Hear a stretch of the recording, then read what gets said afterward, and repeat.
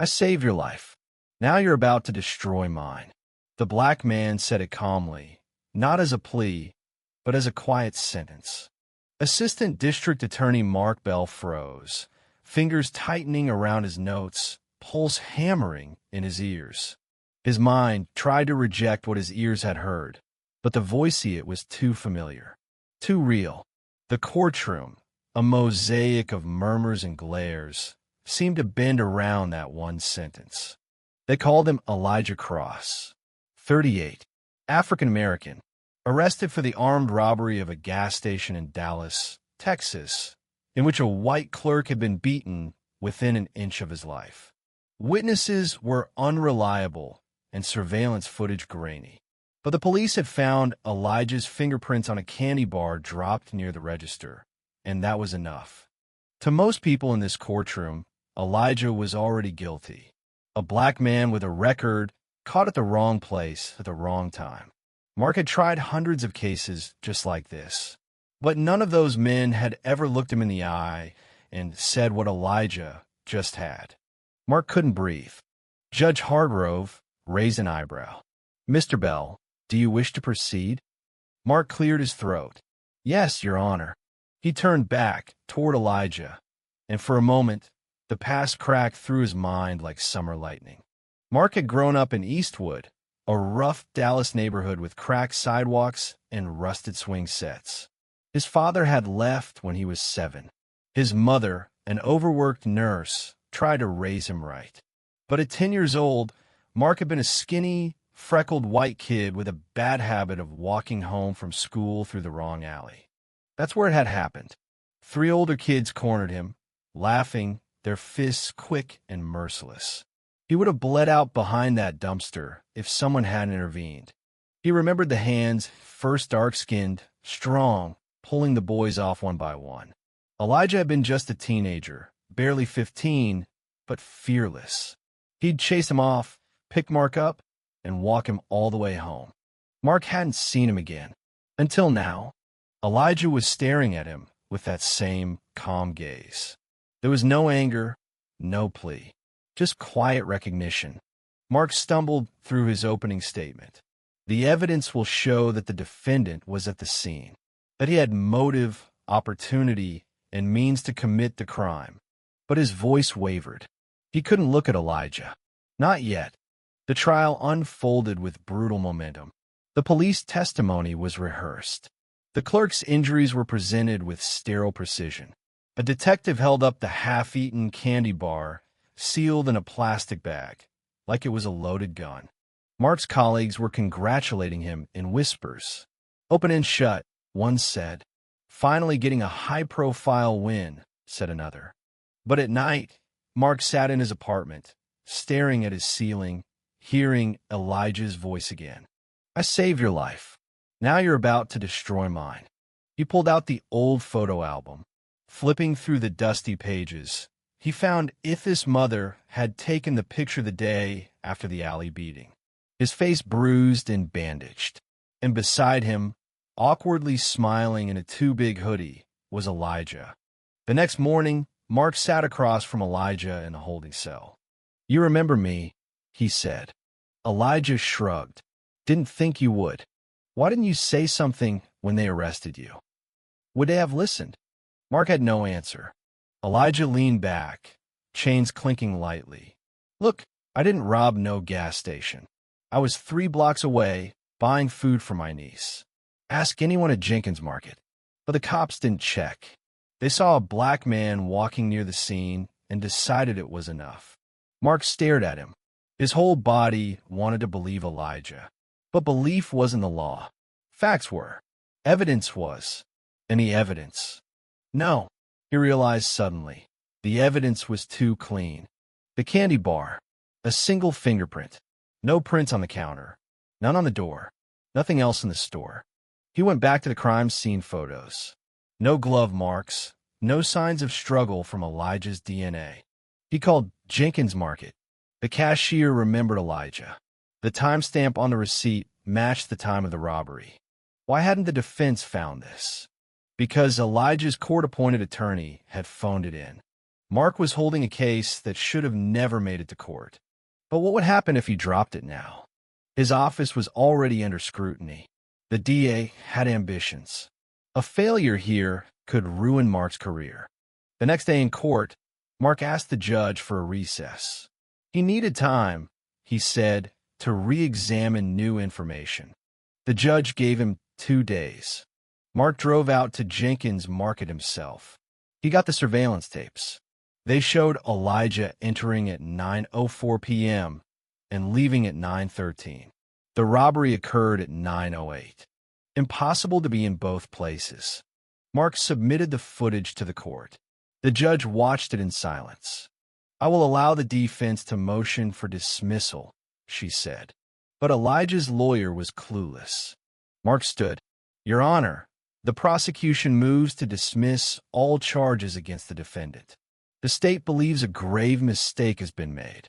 Gasps rang out in the courtroom. Elijah blinked. "Are you serious?" he asked. Mark nodded. That afternoon, the judge dropped all charges. Elijah was a free man. But the news spread fast. Mark's boss called him into his office. "You humiliated this department," he growled. "I told the truth," Mark said. "And now every cop in Texas wants your head." Mark was reassigned to misdemeanor court. A demotion. No more headlines. No more high-profile cases. But he didn't care. 1 week later, Elijah showed up at Mark's door. He had no hate in his eyes, just quiet gratitude. "I never expected you to remember." "I never forgot," Mark replied. "You saved me once. It was my turn." They stood in silence for a moment. And for the first time in a long while, Mark felt like he could breathe again. Mark thought the case was over. It should have been over. But justice in Texas didn't work that cleanly. 3 days after Elijah was released, someone spray-painted the words "traitor" across Mark's garage door. 2 nights later, a brick shattered his living room window while he was brushing his teeth. No note, no sound, just the thud of glass collapsing onto carpet and silence bleeding through the walls. He reported it, of course. The police came by, took a statement, wrote things down on clipboards. But there was no follow-up, no sense of urgency. In a city where loyalty to the badge was thicker than evidence, Mark had burned a sacred bridge, and they wanted him to feel it. He wasn't sleeping much. He stared at the ceiling like it owed him answers, the same way he used to stare at trial transcripts, searching for cracks in logic, looking for the truth. His phone buzzed one evening. Unknown number. He let it ring to voicemail. Then it buzzed again, and again. He finally picked up. "Bell," he said. "Mr. Bell, this is Jordan Maynard from the Dallas Ledger. I'd like to ask you a few questions about the Elijah Cross case." "I'm not giving statements." That's the thing someone from inside the DA's office leaked: internal memos, including your written objection to the indictment. You warned them there wasn't enough to hold Elijah, but they pushed forward anyway. Mark sat up. That memo wasn't public. It is now. The reporter paused, then said softly, "Mr. Bell, are you aware Elijah Cross is suing the city for wrongful arrest?" Mark blinked. "He didn't tell me. He just filed the paperwork this morning. And it's not just the city. He's naming the arresting officers and the DA's office." Mark didn't respond. "You might be asked to testify, and if you do, what you say could shake up a lot more than a few dirty cops." He hung up. That night, he drove out to Elijah's neighborhood. It wasn't the kind of place people visited unless they lived there. Paint peeled from fences. Mailboxes leaned like tired old men. And yet, through the cracked sidewalks and sun-bleached yards, there were signs of life. Kids playing with busted basketballs. Grandmothers sweeping porches. Hope clinging like ivy. Elijah answered the door with a quiet smile. "Didn't think you'd come." "Neither did I," Mark said. They sat on the porch. A soft breeze stirred the wind chimes overhead. "You're suing them." Elijah nodded. "I don't want revenge. I want truth. I want someone to say, we were wrong. Not whisper it. Say it loud enough that people like me stop disappearing into jails for things we didn't do. I could lose my job if I testify. You already lost the job that mattered, Elijah said. But maybe you could find the one that should. That line stuck with Mark as he drove home. He couldn't shake it. He thought about the law school lectures, about the professors who told him the justice system was blind. That evidence was king. That race didn't matter. But Elijah's case proved otherwise. It wasn't just one mistake. It was a machine built to make the same mistake over and over. And people like Mark, good people, maybe, but comfortable people were the grease in its gears. He showed up at the civil courthouse the day of the first hearing. Wore the same navy suit he always did. Clean shave. Firm jaw. He looked the part of the perfect prosecutor. But this time, he sat behind Elijah. The city sent a young assistant counsel named Rebecca Lang. Smart, cold, efficient. Mr. Cross, she said, you claim emotional distress, financial loss, and racial targeting. You also claim malicious prosecution. What evidence do you have for these claims? Elijah didn't answer. His lawyer did. We have proof of a withheld alibi. We have internal memos from the DA's office showing they were warned. We have evidence the arresting officer had previously been reprimanded for targeting black suspects without cause. Mark took the stand. They asked him if he believed Elijah was guilty. No, he said. They asked if he believed the case should have gone to trial. No. Rebecca narrowed her eyes. And yet you prosecuted him anyway. Mark's jaw flexed. Because I was scared. Because I knew if I questioned the system, I'd lose everything I worked for. I did anyway. I knew it was wrong, and I did it. The room went quiet.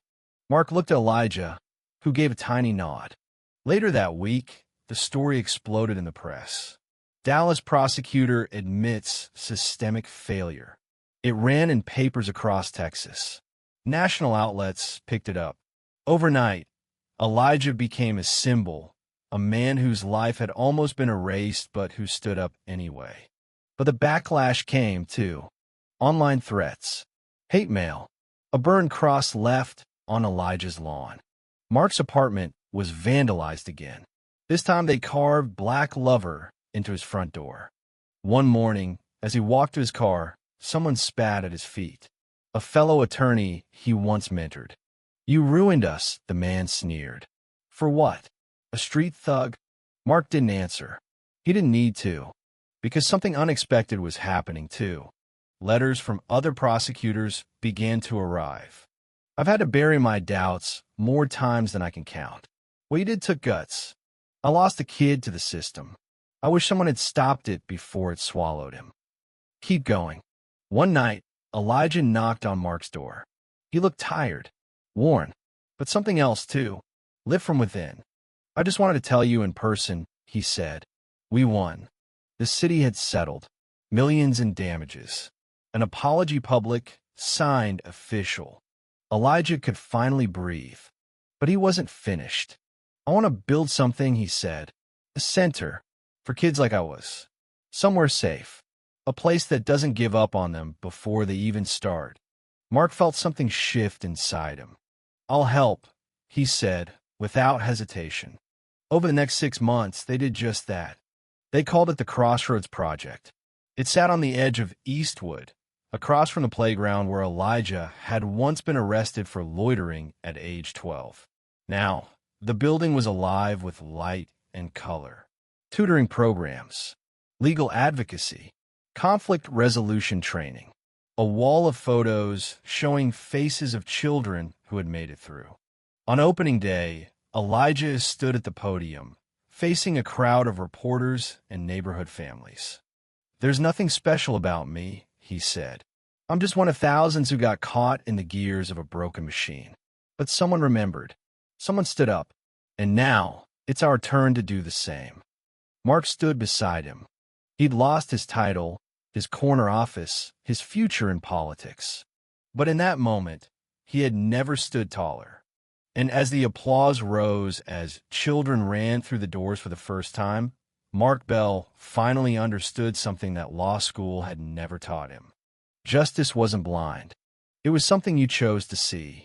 The Crossroads Project took on a life of its own.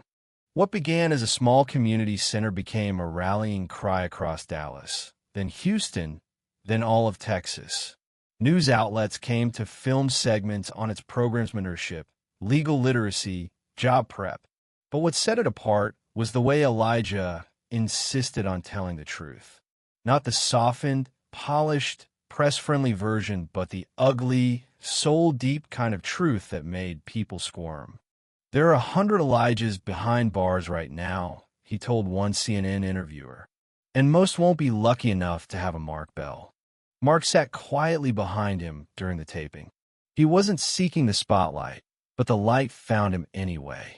He was the Animalia white prosecutor who'd admitted failure, then tried to make it right. That didn't sit well with a lot of people. Within weeks, he received notice from the Texas Bar Association. An inquiry into prosecutorial misconduct had been opened. It was technically routine any time a DA admitted a wrongful prosecution. A formal review was mandatory. But Mark knew this wasn't just procedure. It was a warning. They want to revoke your license? Elijah asked when Mark told him. They're trying to, Mark replied. Not for what I did, but for what it means. Elijah sat back, jaw tensing. You think they'll do it? Mark gave a humorless smile. They'd rather disbar me than admit the system's broken. And yet something in him refused to regret it. If he had to choose again, he would. Every time. The hearing was scheduled for late May. It would be private, but the outcome would be public. Mark prepared for the worst. But before the hearing, something unexpected happened.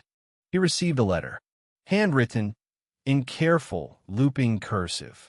Dear Mr. Bell, my name is Angela Colby. I'm a mother of Ray Colby, the clerk injured during the gas station robbery. I wanted you to know that I've followed the Elijah Cross case closely. I believed at first that the right man had been caught. My son was nearly killed, and I wanted someone to pay. But I watched your hearing. I watched the footage, and then I met Elijah. He came to see Ray. He didn't have to, but he did. Ray still has memory loss and tremors. But when Elijah sat down beside him, Ray didn't flinch. He smiled. He smiled. Thank you for doing what was right. Sincerely, Angela. Mark sat at his kitchen table for a long time with that letter in his hands. At the hearing, he brought it with him. 3 board members, 2 men. 1 woman sat behind a long table. They wore black robes, a silent echo of the courtroom Mark had once commanded. You admit, one began, that you continued to prosecute Mr. Cross even after developing serious doubts about his guilt? I do, Mark said. You further admit that you only acted to dismiss charges after independently confirming an alibi that had not been entered in a court record? Yes. And you did not inform your supervising DEA prior to that motion. I didn't trust they would listen. The room fell quiet. Then the woman leaned forward. Mr. Bell, you've had a spotless record for over a decade. Why would you suddenly subvert protocol? Mark paused. Because it wasn't sudden. It was slow. It was death by 1,000 cuts. Every time I overlooked a questionable charge, every time I let a cop slide, every time I assumed the black kid was lying chipped away at me. Elijah Cross didn't make me do anything radical. He just made me see what I'd been complicit in. He handed the letter to the board. They read it in silence. When they looked up again, the tone had shifted. Thank you, Mr. Bell. We'll issue our recommendation in writing. He walked out unsure of what would come next, but he didn't feel fear. He felt clean. 2 weeks later, the verdict arrived. His license would not be revoked, but he would face a 1-year suspension. He accepted it without complaint. Elijah called that night. You okay with that? He asked. I earned it, Mark said. But when I come back, I'm not going back to the DA's office. I want something different. He didn't say what, not yet, but the idea had been growing in his mind like a quiet seed. In the months that followed, Mark became a fixture at the Crossroads Project. He taught classes on legal defense. He coached teens on mock trials. He helped mothers write appeal letters for their sons. He didn't wear a suit anymore. He wore hoodies and jeans and laughed more than he had in years. One evening, he found Elijah sitting alone in his office, staring at a faded photograph pinned to the wall. It was of the young Mark, bruised and broken, and a teenage Elijah with arms crossed and eyes fierce. "You ever wonder," Elijah said softly, "what would have happened if I hadn't pulled those boys off you?" Mark smiled. "You'd have become a mechanic or a teacher or some boring guy who never made the news." Elijah chuckled. "Nah, I think you'd have grown up scared, bitter. Maybe you'd be a different man." Mark leaned against the wall. "Or maybe I'd still be here, just slower to figure things out." Elijah turned to him. "We've got a grant coming, enough to open a second center. South Oak Cliff." Mark's eyebrows raised. "That's huge. We'll need someone to lead it." Mark blinked. "You serious?" "I am if you are." Mark nodded slowly. "Then I'm in." That fall, the second Crossroads Center opened. Bigger, louder, even more full of life. Kids walked through the doors not as criminals in waiting, but as people with potential, people who mattered. And behind it all, a man once accused and the man who once tried to convict him now stood side by side. Some people called it redemption. Some called it irony. But the truth? It was justice. Real, messy, human, and long, long overdue. In the year that followed the second Crossroads Center's opening, something remarkable began to happen out with a bang. Not with headlines, but with a slow, almost imperceptible shift. Fewer kids were disappearing into the system. More parents were attending workshops. More young men walked through their doors afraid and walked out weeks later hopeful. Mark, now operating on a probationary license, had become something of a legal shepherd. He sat with teens and translated the language of the courtroom into something human. He worked late, often long after the kids left, reviewing case files for pro bono appeals. He never carried a briefcase anymore, only a notepad and sometimes a basketball. Elijah, meanwhile, had turned into a different kind of leader. He was no longer just the symbol. He was the strategist, the grant writer, the community organizer. People respected him not just because of what he'd survived, but because of how he had refused to let that survival turn to bitterness. But healing, as both men knew, wasn't a straight line. It started with a boy named Jeremiah, 17, tall, thin, arrested for stealing a pair of sneakers. The store clerk had called it robbery. The police agreed. Suddenly, he was facing 5 years. Jeremiah had no prior record, no gang affiliation. He had a GPA of 3.2 and a job at a car wash. But one moment of bad judgment had placed him directly in the jaws of the system. Mark sat across from him in a visitor's room. The boy was shaking. His wrists were still bruised from the handcuffs. "You think they'll send me away?" he asked, eyes darting. "You think I'm done?" Mark shook his head. "Not if I can help it." The prosecution wouldn't budge. They wanted a conviction. They called Jeremiah a threat, a repeat offense waiting to happen. Mark pushed back, harder than ever. He called in a few favors. He reached out to the store's owner, an older man named Mr. Calhoun, who, to everyone's surprise, agreed to meet. At the meeting, Elijah sat in too. "Do you know how many kids we see like him?" Elijah asked Calhoun. Bright, scared, hungry not just for food, but for some kind of chance. Calhoun sighed. "I was mad, but now I keep thinking didn't even run. Just stood there crying. That's not a hardened criminal." They asked him to write a letter of leniency to the court. He did. 2 weeks later, Jeremiah was released into a diversion program under Crossroads supervision. He never stole again. 6 months later, he started community college. Elijah and Mark watched him cross the stage at the high school graduation that spring, arms raised, tears in his mother's eyes. And it hit them both at the same time. This was the fight worth choosing.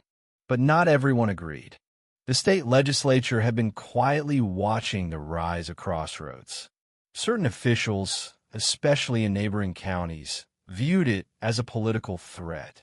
Then one day, it came, a proposal to revoke state funding for community legal aid centers with records of legal interference. The bill didn't mention Crossroads by name. It didn't have to. Everyone knew.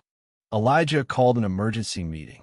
Mark, seated beside him, listened as board members debated. They want us gone. They want to strangle us without touching us. If we lose state funding, we'll have to shut South Oak Cliff by fall. Mark stood. Then we don't wait for them to shut us down. We go national, crowd fund, go to private donors, foundations, churches. Let the people who need us speak for us. Elijah nodded, and we go to Austin. A week later, they stood before a legislative subcommittee. Elijah told his story. Mark backed him with cold, surgical facts. They brought mothers, teachers, former defendants, even Jeremiah. And in one bold, defiant moment, Elijah said, "You can cut our funding, but you cannot erase our work. You can slow us down, but you will not silence us. We're not a threat to justice. We are its last breath in places the law forgot." The room fell still. They lost the vote. The bill passed. But something shifted. The people took over. A viral video of Elijah's speech hit 10 million views. Donations poured in. A church in Atlanta sent $50,000. A teachers' union in Oakland pledged another $20,000. A retired judge gave his pension fund. The Crossroads Foundation was born, and with it came the third center, then a fourth. Mark was offered the position of executive legal director. He turned it down. "I want to stay here," he told Elijah. "Ground level, with the kids." So he did. And in that third year, since their fateful trial, Elijah sat down with a publisher. He wrote a memoir, The Man They Tried to Erase. In the final chapter, he wrote, "I was a name on a docket, a case number in a system, but one man remembered I was human. That remembering saved us both, and maybe it can save more." The book became a bestseller. But it wasn't fame that defined Elijah's legacy. It was what came next. A new law passed, nicknamed the Cross Act. It mandated full alibi investigations in all felony charges, regardless of a defendant's record. It wasn't perfect, but it was a start.